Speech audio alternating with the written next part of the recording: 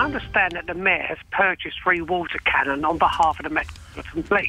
He wants, with Nick Ferrari, if I understand it correctly, to be blasted by them as well. It is reported, however, Theresa May has to give her permission if they can be used. My question is, 1, when does she intend to make this decision? And 2, if the permission is granted, will it be left to the police to decide when to use them, or will the police be required to seek her permission on every occasion? I think on the process, the Home Secretary said that she's still looking at some things before she fulfills, if you like, her statutory side of the arrangements. But it is an operational decision, of course, for the police. I have to say to you, my own personal view is, because it is an operational decision, so it's not for me to take, but my personal view is I do not think that second-hand water cannons bought at great expense from Germany are the answer to policing the streets of London. If you just think back to the riots, why not, Mr. Clegg? Well, you just think back to the riot 3 years ago. All of this comes from lots of understandable soul searching after the riots about what more powers or equipment do we need to give the police to deal with something like that.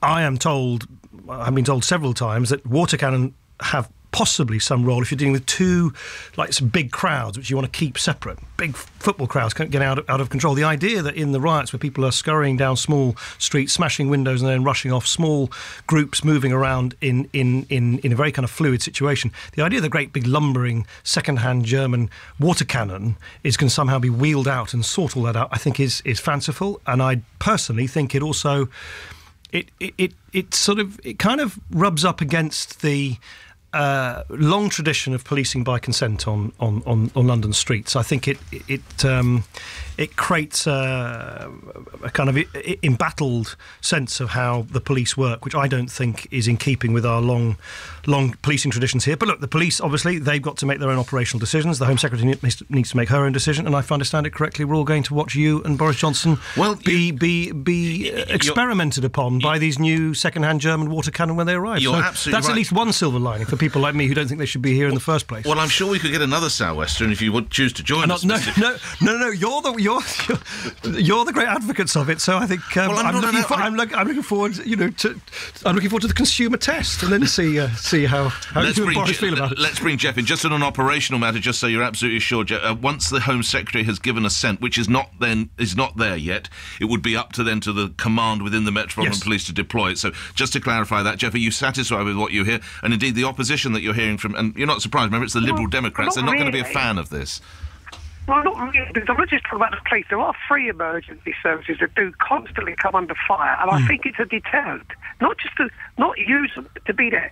You're never going to stop your Main Street anarchists who will go out to destroy society. I'm talking about the people who come out, join in. If they suddenly think, oh my God, there's water cannon, we're not going to throw bricks and stones at the fire brigade or the ambulance service. Yeah. They, I think, will be deterred. It's a deterrent. But Jeff, look, all I'd say is, for a deterrent to be effective, it's got to be usable.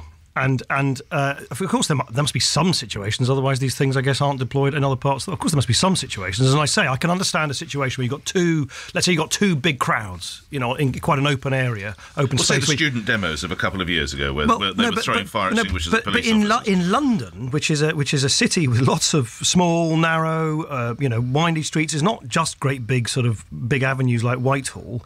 Actually, a lot of the rioting took place in shopping centres. It took place in a very sporadic way. By the way, Jeff, in exactly the kind of situations where people who want to spread unrest and anarchy can thrive.